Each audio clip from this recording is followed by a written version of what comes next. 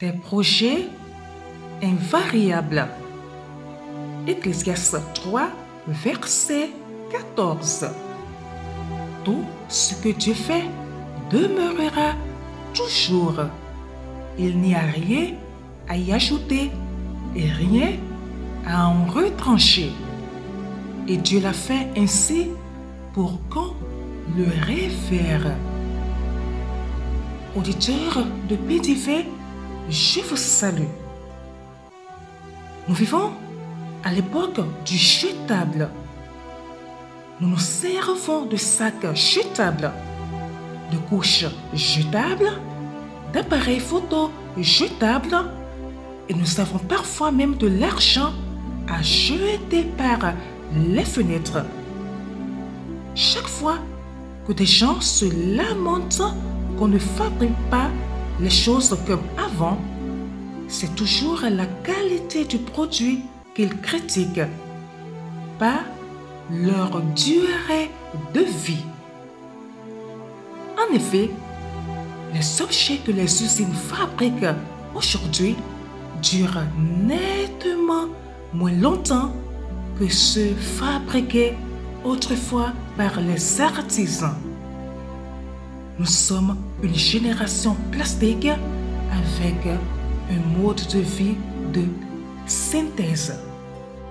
Tout ce dont nous ne nous servons plus est jeté à la poubelle.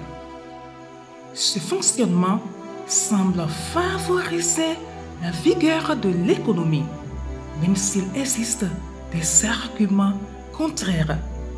Mais appliqué au domaine spirituel, il ne serait certainement pas efficace.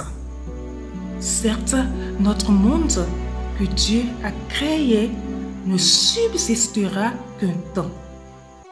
Mais l'œuvre réelle de Dieu, c'est-à-dire le salut des âmes, est permanente. Tout est éternel et constant chez le Seigneur, son caractère et son plan. Et en Jésus, son peuple aussi. La vie chrétienne n'est pas jetable. Quand Dieu nous a appelés, son appel faisait partie de son plan avant même la fondation du monde et ses promesses sont immuables. Rien ne peut en être retiré. Rien ne peut y être ajouté. L'œuvre de Dieu est parfaite. Dieu réalise de telles œuvres pour qu'on le révère.